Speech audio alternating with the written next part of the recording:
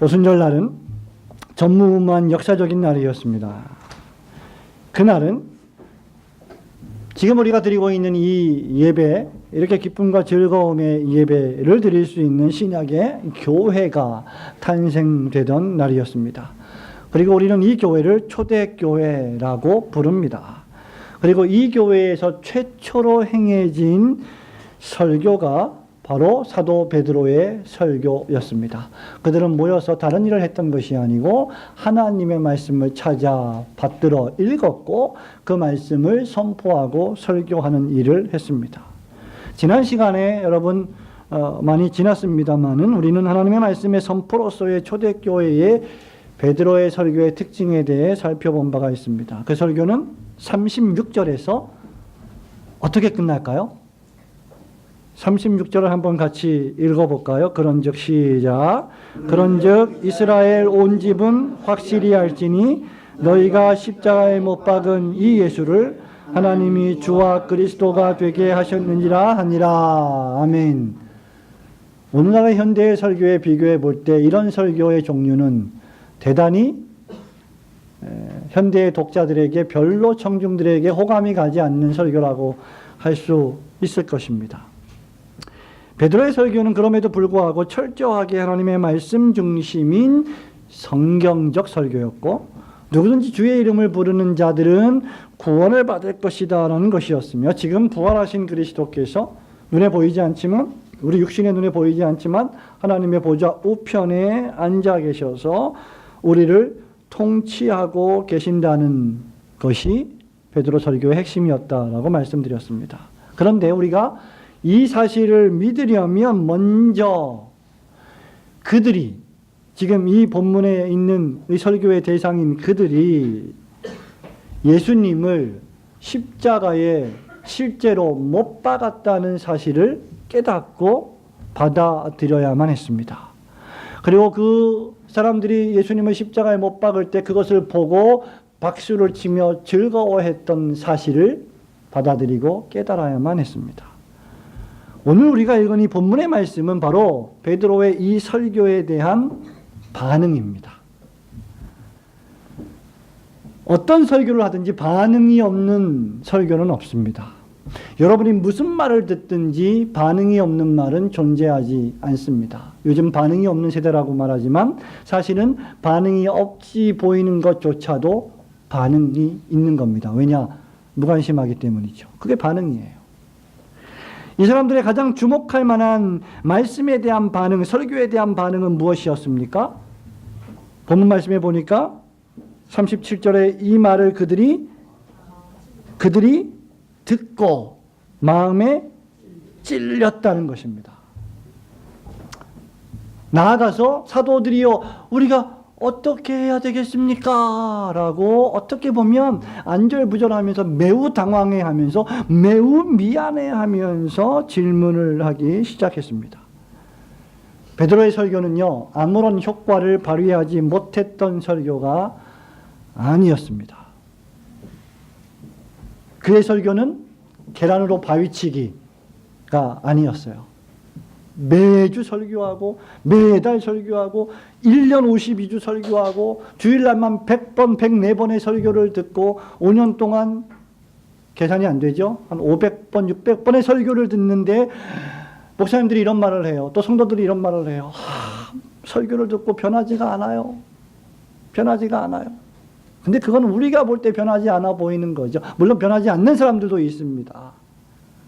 그런데 베드로의 설교는요, 어땠어요? 그런 계란으로 바위치기, 낙수가 떨어져 갖고 바위를 뚫을 시간이 얼마나 필요할까요? 수백 년, 수천 년이 필요하지 않을까요? 의미가 없는 거죠, 어떻게 보면. 그런 설교가 아니었어요. 베드로의 설교는 유대인들의 돌같이 바위같이 굳은 마음을 깨뜨렸습니다. 찔렀습니다. 그들의 마음을 말씀이라고 하는 검으로 사정없이 찔렀어요. 그 결과 그들의 마음이 찔렸고 우리가 어떻게 하면 좋겠습니까? 라고 질문하기에 이르렀습니다. 유대인들의 평상시 모습과는 매우 다른 인생의 매우 심오한 질문에 휩싸였습니다. 한 번도 해보지 않았던 질문. 내가 어떻게 해야만 구원을 얻겠습니까? 라는 질문. 내가 어떻게 해야 돈을 벌겠습니까? 내가 어떻게 해야 큰 집을 사겠습니까? 내가 어떻게 해야 우리 아이들을 명문대학에 보낼 수 있겠습니까? 내가 어떻게 해야 우리 가문을 위대한 가문으로 만들 수 있겠습니까? 라고 하는 것이 일반적인 우리의 질문이라고 한다면 이러한 질문은 그들이 별로 해보지 않았던 질문이죠. 성도 여러분, 이처럼 참된 하나님의 말씀의 설교는 반드시 어떤 종류이든지 반응과 결과를 낳게 되어 있습니다. 이처럼 참된 설교는 본문 말씀에 기초해 볼 때 뭘 목적하느냐? 목적하는 게 있어요. 아무 목적 없이 설교하지 않습니다. 어떤 것을 목적합니까? 죄의 회개를 목적합니다. 죄의 고백과 순종하는 믿음을 목적합니다. 목사가 설교를 준비할 때, 내일 주일날, 이번 주일날 내가 멋지게 전해갖고 인기를 얻어야지, 이런 목적으로 설교할까요? 책을 읽을까요? 말씀을 묵상하고 설교를 준비할까요? 이거 빨리 후딱 해치우고, 우리 여전도의 성령교리반에서 후탁 성도 다 배우셨죠? 후탁 해치우고 그냥 빨리 쉬어야지, 이렇게 말씀을 준비할까요? 후탁 성도가 뭔지 모르시죠? 예. 궁금하신 분들은 여전도의 교리반에 오시기 바랍니다. 그래서 여러분, 베드로의 설교를 들은 유대인들은 마음에 찔려서 우리가 어떻게 할 거라고 했던 것이죠. 베드로는 이런 유대인들을 향해서 회개해야 합니다. 주 예수를 믿어 죄사함을 얻는 구원을 받아야 합니다라고 명령하고 있습니다. 오늘 이것을 두 가지로 하나씩 차례로 생각해 보기 원합니다. 우선 참된 하나님의 말씀을 듣는 자들은 회개하고 예수님을 굳게 믿어야 합니다. 오우니까 한번 따라해 보실까요? 회개하고 예수님을 굳게 믿어야 합니다. 예, 37절, 38절 함께 읽습니다. 그들이 이 말을 듣고 마음에 찔려 베드로와 다른 사도들에게 물어 이르되, 형제들아, 우리가 어찌할꼬 하거늘. 베드로가 이르되, 너희가 회개하여 각각 예수 그리스도의 이름으로 세례를 받고 죄사함을 받으라. 그리하면 성령의 선물을 받으리니. 아멘. 마음의 찔림을 받아서 우리가 어찌할 거라고 애타게 묻는 유대인들을 향해서 베드로는 심리적인 안정요법을 제시하지 않았습니다. 베스킨라빈스 아이스크림을 사주면서 괜찮아, 다 잘 될 거야, 이 달달한 거 먹으면 기분이 좋아질 거야 라고 말하지 않았습니다. 베드로는 그들에게 회개하라고 명령했습니다. 여러분, 이들이 누구입니까? 하나님의 아들로 오신 예수 그리스도를 십자가에 못 박았던 사람이고, 십자가에 못 박을 때 이구동성 잘했습니다, 어서 십자가에 못 박으세요, 저 사람은 죄인입니다 라고 소리를 질렀던 인물들입니다. 그 마음이 강팍할 대로 강팍해져서 하나님의 독생자로 오신 예수 그리스도의 복음의 말씀에 도무지 귀를 기울이지 않고 순종하지 않으려던 사람들이었습니다. 그들은 구약의 광야 시대의 이 이스라엘 백성들처럼 목이 뻣뻣하게 곧아서 교만했던 사람들이었습니다.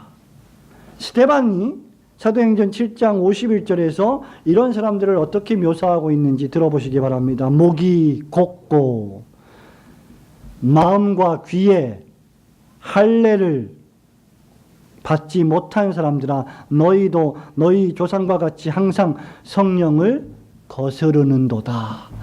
복음의 말씀이 선포되는데 마음과 귀에 영적으로 할례를 받지 못해서 회개하지 않고 믿지 않아서 그 말씀을 거부했던 사람들을 가리키는 것이죠. 그랬던 유대인들입니다. 그런 유대인들이 찔림을 받았습니다. 그리고 베드로와 다른 사도들에게 뭐라고 말했습니까? 우리가 어떻게 해야 되겠습니까? 도와주십시오라고 말을 하기 시작했습니다. 이게 어떻게 된 일일까? 교만하기 짝이 없는 유대인들이 갑자기 베드로의 한 번의 설교에 마음의 찔림을 받아갖고 신랄한 상처를 받아가지고 고통 속에서 어떻게 하면 좋겠습니까? 라고 묻는 이 상황이 어떻게 된 일입니까? 제가 얼마 전에 전북 김제에 가서 합동 측, 총신 측, 합동 측 목사님들에게 종교개혁 도르트 신경 400주년 기념으로 특강을 하는데 초청해 주신 목사님과 함께 식탁에서 대화를 할 때 여러 가지 이야기를 하다가 염장 지른다라는 말에 대한 의미를 새롭게 배웠습니다. 염장 지른다라고 할 때 우리는 보통 기분 나쁜데 더 기분 나쁘게 한다. 뭐 속상한데 더 속상하게 한다. 뭐 사촌이 땅을 샀는데 그거를 뭐 배 아프게 생각하는 그런 마음, 화가 나는 마음 이 정도로 생각을 하는데 염장 지른다라고 말할 때 전라도 분들이 어떻게 말씀하시냐면 칼로 상처를 쫙 내가지고 피가 철철 흐르고 있는데 거기다가 소금을 한 움큼 지어갖고 상처 속에 집어넣어서 버무린다는 겁니다. 그게 염장 지른다는 뜻이래요. 얼마나 무시무시하든지. 와, 그게 염장 지른다라는 뜻이구나. 와, 얼마나 아프겠어요? 아픈 정도가 아니죠. 자지러지죠. 제가 어저께 조금, 그저께 금요일에 조금 뭐 일한다고 뭐 이것저것 전선 만지다 보니까 서툴러 갖고 까지고 여기도 까지고 이게 씻을 때마다 아파요. 요것도 아픈데 칼로 그어가지고 속을 막, 그런 종류의 마음의 찔림. 그게 지금 본문에서 말하는 어떤 의미에서 그런 찔림이에요. 말씀을 들을 때 그런 찔림을 그들이 받았다는 거죠. 근데 여러분, 말씀을 들을 때, 말씀을 읽을 때, 말씀을 받았고 들었다고 해서 다 똑같이 그런 반응을 보이는 건 아니에요. 모두가 다 이렇게 변하는 것은 아닙니다. 방금 읽은 사도행전 7장 51절의 말씀을 들은 사람들에 대해서 54절에서 스데반이 이렇게 묘사합니다. 그들이 이 말을 듣고 마음에 찔려, 똑같이 찔렸어요. 그 다음 반응이 뭡니까? 그를 향하여 이를 갈거늘. 2장에 지금 본문의 유대인들은 우리가 어떻게 하면 좋겠습니까? 하는 반응을 보였는데 7장에 스데반이 설교할 때 그 말을 들은 사람들은 찔려서 이를 갈다. 죽이려고 살기가 등등했다. 라는 것이죠. 그러므로 베드로의 설교를 들은 자들이 마음에 찔려 어떻게 해야 구원을 얻을지를 고민했던 것은 우리가 점심 때 공부했던 것처럼 하나님의 능력의 역사하심이요, 하나님의 은혜의 결과가 아닐 수 없었던 것입니다. 하나님의 말씀이 그들의 영혼을 찔러버린 것입니다. 이것이 은혜입니다. 하나님의 말씀에 공격을 받아서 여러분의 영혼이 찔림을 당했다면 그것은 하나님이 여러분을 사랑하신다는 증거입니다. 하나님께서 은혜를 베푸신다는 엄청난 사인입니다. 그런데 만일 여러분이 말씀을 매주마다 들으면서도 무언가 찔림이 없고 감동이 없고 깨달음이 없고 무언가 나의 머리와 나의 정신을 새롭게 해주는 교훈을 받지 못한다면 여러분이 혹시 성령님의 음성을 거부하고 있는 것은 아닌지 깊이 생각해 보아야 합니다. 말씀이 여러분에게 어떤 찔림을 주었습니까? 이들에게 어떤 찔림을 주었습니까? 하나님의 아들을 십자가에 못 박았다는 찔림을 주었습니다. 예수 그리스도께서 우리를 위하여 고난받고 십자가에 죽으시기 위하여 오셨는데 우리는 그 예수님을 보호하기는커녕 예수님을 찔렀습니다. 예수님을 십자가에 못 박았습니다. 유대인들이 십자가에 예수님을 못 박을 때 그 시간에 우리도 함께 불신한 가운데 예수님을 십자가에 못 박은 것입니다. 이것이 무엇을 의미합니까? 믿음 없이 살아간 불신앙의 세월들은 바로 예수님을 십자가에 못 박아 죽인 죄에 상응하는 것입니다. 유대인들은 말씀의 공격을 받아서 바로 이런 감정에 휩싸인 것입니다. 19세기 후반에 영국의 설교의 황태자라고 불렸던 유명한 목사님이 계십니다. 영국에 가시면 영국의 전철을 서브웨이라고 안 부르고 튜브라고 부르는데 튜브처럼 아주 오밀조밀하게 지하에 이렇게 깔려있기 때문입니다. 그 튜브 전철역 가운데 하나가 메트로폴리탄 타버나클이라는 전철역이 있어요. 엘리펀틴 카슬역이 있고 거기서 내리면 찰스 해던 스펄전 목사님이 목회하던 메트로폴리탄 타버나클, 메트로폴리탄 교회당이 나옵니다.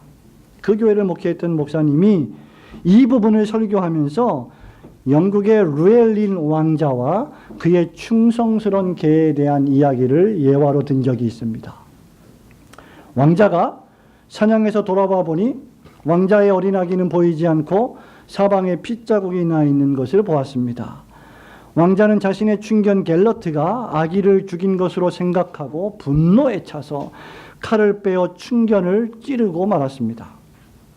그런데 루엘린 왕자의 충견은 엄청나게 큰 늑대를 맞아 아기를 지키기 위해 용감하게 싸웠고 그 늑대는 갈갈이 찢겨 죽은 채 누워 있었던 것입니다. 왕자는 자기 아기를 보호하기 위해서 자신의 생명을 바쳐 싸웠던 충성스러운 개를 죽인 것입니다. 불쌍한 갤러트가 죽어가면서 울부짖는 소리가 왕자의 마음을 어떻게 했겠습니까? 찔러버렸습니다. 그것은 당연한 일입니다. 우리가 실수로 어떤 개에게, 그것도 사랑하는 개에게 비열하고 무자비하게 대했다는 것을 깨달았을 때 그런 감정이 일어나는 것이 정당하다면 주님의 원수인 우리를 살리기 위하여 오셔서 자신의 목숨을 버리신 예수 그리스도에 대해서는 어떻게 느껴야 마땅하겠습니까? 참으로 그렇습니다. 우리가 여러분이 어떤 사람에게 비열하게 무자비하게 대했다는 것을 깨달았을 때 실상 그는 나를 위해서 이 모양 저 모양으로 백방으로 애써준 사람인데 나를 음해하는 것으로 생각해서 내가 온갖 공경을 퍼부어 거의 회복되지 못할 정도로 죽여버렸다면 나중에 그것을 여러분이 알았을 때 얼마나 그 마음에 자책하고 찔림을 당해야 하겠습니까? 그런데 하나님의 독생자이신 하나님의 어린 양으로 오신 그리스도 예수님에 대해서 우리는 더욱 찔리는 감정을 가져야 하지 않겠습니까? 초대교회 당시나 2000년이 흐른 지금 이 당시나 사람들은요, 강요받는 것을 싫어합니다. 내가 하려면 스스로 하지 누가 시켜서 하는 걸 죽기보다 싫어요. 특별히 남자들이 아주 더하죠. 누군가가 자기 인생에 명령하는 것을 싫어합니다. 그래서 사람들의 마음은 어떤 의미에서 점점 더 굳어가고 단단해져 가고 딱딱해져 갑니다. 이런 바위 같은 마음을 깨뜨리는 것은 하나님의 말씀밖에 없습니다. 베드로의 설교를 들은 유대인들은 마음에 찔렸고 우리가 어떻게 하여야 구원을 얻을 수 있겠습니까? 라고 물었습니다. 이렇게 물은 것 자체가 그들의 마음이 이미 부드러워졌다는 증거예요. 안 그랬으면 그를 향하여 이를 갈고 죽여버리려고 했을 것입니다. 그들의 마음은 그리스도를 향해 움직였습니다. 이것이 믿음의 시작입니다. 그들은 자신들의 잘못을 깨닫고 알고 슬퍼하고 혐오하기 시작했습니다. 내가 꽤 괜찮은 사람인 줄 알았는데 실상 알고 보니 예수님을 십자가에 못 박은 불신앙의 사람이었구나. 그래서 그들은 할 수만 있으면 그들의 잘못을 돌이키고 싶어 했습니다. 여러분 인생을 살아오면서 이제 2018년 마지막 주를 지나오면서 돌이키고 싶은 일들이 혹시 있으십니까? 내가 다시 돌아간다면 요거는 내가 다시는 그렇게 하지 말아야지. 돌이켜야지. 아니 전 인생을 살아오면서 그런 일들이 자주 있었을 것이라고 생각이 됩니다. 그러나 우리가 정말 돌이켜야 할 것은 하나님을 향한 그 신앙입니다. 우리가 어찌하면 좋겠습니까? 라고 물어야 합니다. 그런 자들에게 베드로는 회개하라고 요청합니다. 회개란 무엇입니까? 부정적으로는 죄로부터 더러운 악으로부터 돌이키는 것이고 긍정적으로는 거기서 멈추지 않고 하나님께로 향하는 것입니다. 죄를 인정하고 그 죄를 슬퍼하고 그 죄를 미워하고 그 죄를 혐오하는 것이 회개입니다. 그런데 거기까지 해서 멈춰버리면 회개는 완성되지 않아요. 잘 생각해 보세요. 우리 학생 여러분, SFC 운동원 여러분, 여러분들이 내일 모레가 시험인데 시험 준비를 안 했다고 칩시다. 그래서 어떻게 합니까? 여러분 마음이. 시험 준비가 안 됐으면 어떻게 돼요? 걱정하겠죠? 슬퍼하겠죠? 나는 시험 준비를 못했어. 나는 너무 힘들어. 지금 어떻게 하면 좋지? 이제 이틀밖에 안 남았는데 나는 시험 준비 못한 것에 대해서 자책하고 있고 슬퍼하고 있고 그것을 미워하고 있고 그것을 되게 화나고 있어. 그러니까 그것으로 충분해. 라고 끝낸다면 여러분은 시험을 제대로 치지 못할 겁니다. 회개라는 것은 죄를 미워하고 슬퍼하고 혐오하고 죄에서 떠나는 것이지만 그 회개의 목적은 하나님께로 가까이 가는 것입니다. 기꺼운 마음으로 예수 그리스도를 받아들이고 죄 용서함을 받아 하나님의 약속하신 구원을 받는 것입니다. 그래서 참된 회개는 죄 용서와 구원을 생산합니다. 누구든지 자신의 죄를 회개하고 세례를 받고 주 예수 그리스도를 믿으면 죄 용서함을 받고 구원을 얻을 것이다 라고 하나님께서 말씀으로 약속해 주셨습니다.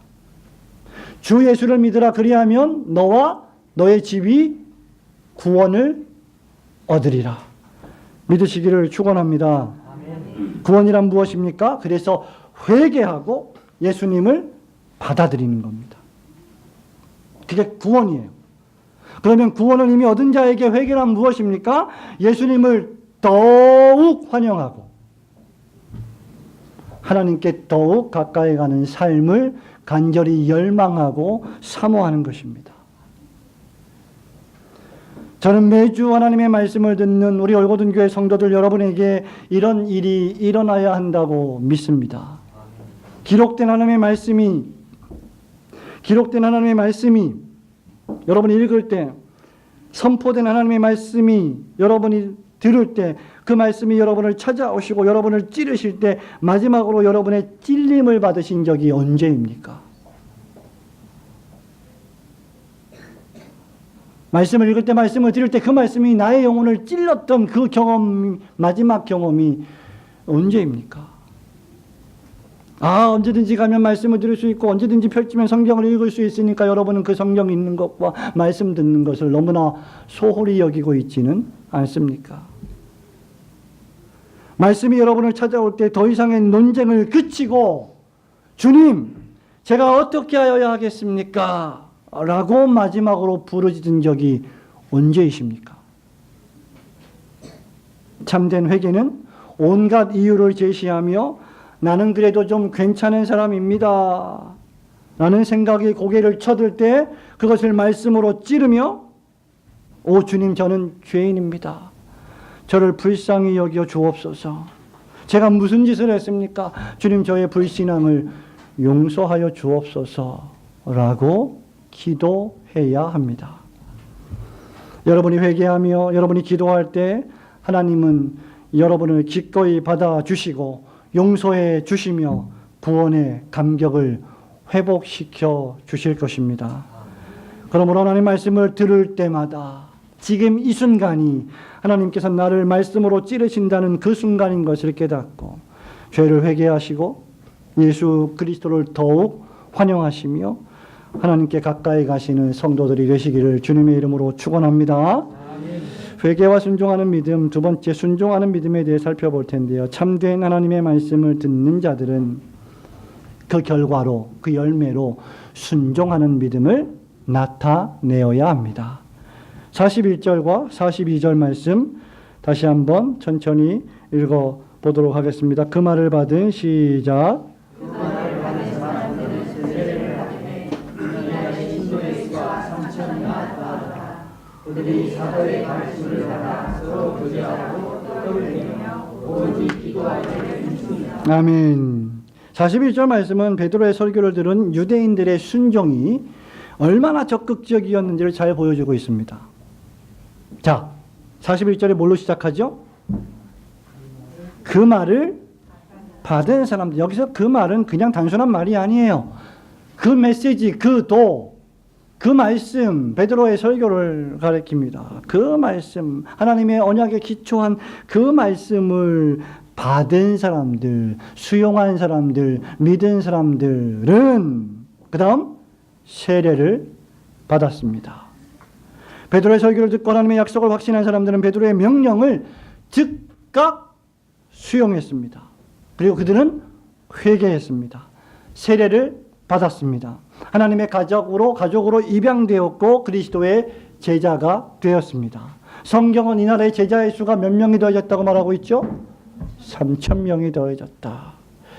영국의 유명한 강해 설교가인 존 스토트 목사님은 그분의 표현대로 하자면 예루살렘에 있는 몸, 즉 교회가 120명에서 3,120명으로 그 수가 26배나 증가했다라고 쓰고 있습니다.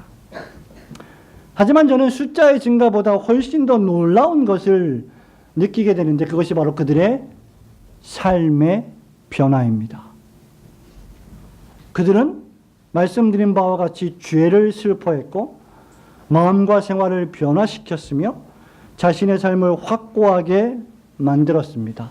그리고 그 표식으로 뭘 받았어요? 세례를 받았습니다.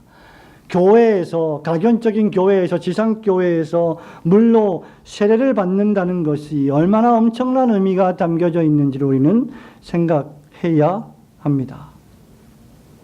세례를 받았다는 것은 이전의 삶에 대해서는 죽고 새롭게 살아났다는 외적인 표식입니다. 더 이상 과거의 나는 없고 새롭게 창조된 나만 존재한다는 신앙 고백의 표현이 세례입니다. 바울은 로마서 6장 3절 4절에서 이렇게 말하죠. 무릇 그리스도 예수와 합하여 세례를 받은 우리는 그의 죽으심과 합하여 세례를 받은 줄을 알지 못하느냐. 그러므로 우리가 그의 죽으심과 합하여 세례를 받음으로 그와 함께 장사되었나니 이는 아버지의 영광으로 말미암아 그리스도를 죽은 자 가운데서 살리심과 같이 우리로 또한 새 생명 가운데서 행하게 하려 함이라. 갈라디아서의 표현대로 하자면 2장 20절 말씀처럼 내가 그리스도와 함께 십자가에 못 박혔나니 그런즉 이제는 내가 사는 것이 아니 오직 내 안에 그리스도께서 사시는 것이라.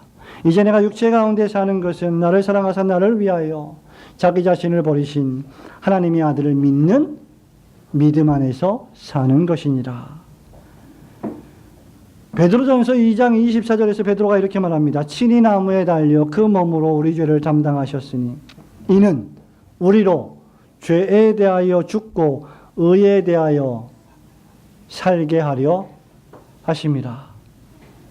죄에 대하여는 죽고 의에 대하여 사는 새로운 삶을 시작하는 것이 바로 세례입니다. 여러분은 다 세례를 받으셨습니까? 그러면 그리스도와 함께 옛사람은 죽어버렸고 그리스도와 함께 새 사람으로 살아가는 사람들이 된 줄로 믿습니다. 이렇게 세례를 받은 자가 바로 교회에 가입되는 것입니다. 교회에 가입된다는 것은 하나님의 가족으로 채택된다는 것이죠. 전문용어로 하면 입양된다는 것을 의미합니다. 눈에 보이지 않는 고정된 하나님의 백성의 수요로 들어가는 것입니다. 그리고 그 하나님의 백성은 이제 지상에서의 눈에 보이는 가시적 교회의 가족으로 가입됩니다. 교회에 등록하는 것이 바로 이러한 절차의 의미를 담고 있습니다. 그리고 그는 이제 42절 말씀이 지시하는 것처럼 어떻게 합니까? 그 사람은 사람마다 사도의 가르침을 받아 서로 교제하고 떡을 떼며 오로지 기도하기를 힘쓰는 사람이 되어 갑니다. 다시 말하면 교회 중심의 삶을 시작한다는 것이죠. 목사님은 목사님이시니까 교회 중심의 삶을 살라고 자꾸 강조하는 것 아닙니까? 라고 질문하신다면 그러한 질문은 너무나 유치한 질문입니다. 전 성경이 예수 믿는 신자, 회개하고 세례를 받은 신자, 성령을 받은 신자는 교회에 가입되어 교회 중심으로 살아가게 되어 있습니다. 베드로는 지금 여러분 자신의 개인적이고 사적이며 주관적인 회개만을 요청한 것이 아니라 다른 사람들과 함께하는 공적인 믿음까지 요청하고 있는 겁니다. 죄를 회개하고 예수 그리스도를 믿고 세례를 받았다면 혼자만의 주관적인 신앙, 개인적인 신앙은 성경적이지 않습니다. 무슨 말입니까? 주님에 대한 헌신은, 예수를 믿는 그 믿음은, 불갑은 그의 몸된 교회에 대한 헌신이기 때문입니다. 예수님을 믿으면서 예수님이 자기 피로 값주고 사신 교회에 대한 헌신을 보이지 않는다는 것은 어불성설이라는 말이죠. 그렇기 때문에 제가 일전에도 말씀드렸다시피 하나님을 사랑하지만 목사님 저는 교회를 사랑하지 않습니다. 오늘날의 교회를 보십시오. 교회가 사랑할 만합니까? 라고 말하는 것은 대단히 겸손하고 대단히 교회를 사랑하는 것 같은 표현이지만 결코 교회와 그리스도의 관계를 이해하지 못하는 발언입니다. 피츠버그의 유명한 신학자인 존 거스너 목사님은 이런 표현을 합니다. 비록 교회가 신데렐라이고 공주이고 왕비이지만 그러한 신데렐라가 누더기 옷을 입었다고 해서 그의 신분이 변하는 것은 아니다. 신데렐라가 누더기 옷을 입었다고 할지라도 교회는 여전히 하나님이 가장 사랑하시는 하나님의 백성의 모임이다. 여러분 얼마나 멋진 말입니까? 성경의 복음은 포괄적이고 총체적인 복음입니다. 내적으로는 죄를 회개하고 그리스도를 영접하는 것이며 외적으로는 세례를 받고 교회에 가입하는 것입니다. 그래서 오늘 보세요. 우리 이제 화린이, 하율이, 세임이도 교회에 가입되어서 엄마 아빠와 함께 우리 어른들과 함께 목사님, 장로님, 성도들과 함께 딱 앉아가지고 아주 멋지게 예배를 드리고 있지 않습니까? 물론 입신에 빠진 친구도 있고 물론 대자로 누워서 말씀을 즐기는 친구도 있지만 얼마나 아름답고 사랑스럽습니까? 이것입니다. 함께 예배를 드리는 것이죠. 믿음은 회개를 전제하고 회개했다면 믿어야 합니다. 참되게 믿었다면 예수 그리스도의 공동체인 교회의 일원이 되어 하나님을 섬기고 봉사해야 합니다. 그러므로 우리는 이렇게 말할 수 있을 것입니다. 예수님을 믿는다고 말하는 것만으로는 충분하지 않습니다. 목사님 무슨 말입니까? 예수 믿는 게 가장 중요한 거 아닙니까? 예, 가장 중요하지요. 예수님을 믿는다고 말하면서 행위로는 부인하는 사람들이 초대교회 때도 있었고 오늘도 여전히 명목적 신자들이 많이 있기 때문입니다. 신앙을 사유화하는 사람들이 바로 그들이죠. 예수님을 믿는다고 말한다면 그리고 그 믿음이 진실한 것이라고 주장한다면 야고보의 말씀대로 그 행위로 그 믿음의 진실성을 나타내어야 합니다. 야고보서 2장 17절은 행함이 없는 믿음은 그 자체로 죽은 것이라. 생명이 없다는 것이죠. 따라서 22절 말씀처럼 믿음이 행함과 함께 일하고 행함으로 믿음이 온전하게 입증되는 것입니다. 성도 여러분, 말씀을 맺습니다. 언제든지 그리스도 안에 있는 신자들이 하나님 앞에 취할 태도는 회개하는 것입니다. 회개는 죄 용서함만을 목적하지 않고 하나님 앞에 가까이 나아가는 것을 목적합니다. 죄로 말미암아 깨어진 관계를 복원하는 것입니다. 우리의 화목제물 대신 그리스도 예수 안에서 진노하신 하나님과 화평하며 화목하여 평강을 누리는 것입니다. 그렇게 회개한 신자들은 언제든지 순종하는 믿음을 발휘하며 그리스도의 몸된 교회의 지체가 되어 하나님의 집을 이루어 가야 합니다. 사도의 가르침을 받아야 하고 그리스도와 믿음으로 사귀듯이 신자와 신자끼리 영적인 사귐을 가져야 합니다. 정기적으로 성찬 예식에 참여하며 믿음을 강화하고 개인적으로 공동체적으로 기도하기에 힘써야 합니다. 성령 충만한 교회와 신자는 무슨 이상한 환상을 보고 하나님의 음성을 직접 따끈따끈하게 듣고 그런 것을 자랑하고 즐기는 그런 교회가 아닙니다. 하나님의 말씀을 배우며 성도의 따뜻한 교제가 있고 성찬식이 합당하게 집례되며 함께 기도하는 교회입니다. 이것이 바로 다음 주에 우리가 살펴볼 초대교회의 특징입니다. 하나님의 말씀을 매주 듣는 성도 여러분, 매일 성경 말씀을 읽는 여러분, 하나님 앞에서 그 말씀을 들을 때, 그 말씀을 읽을 때 겸비하여 늘 회개하고 기도 가운데 하나님께로 가까이 가시는 성도들이 되시기를 축원합니다.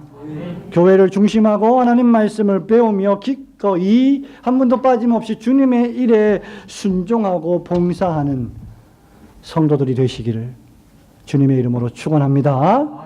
아멘.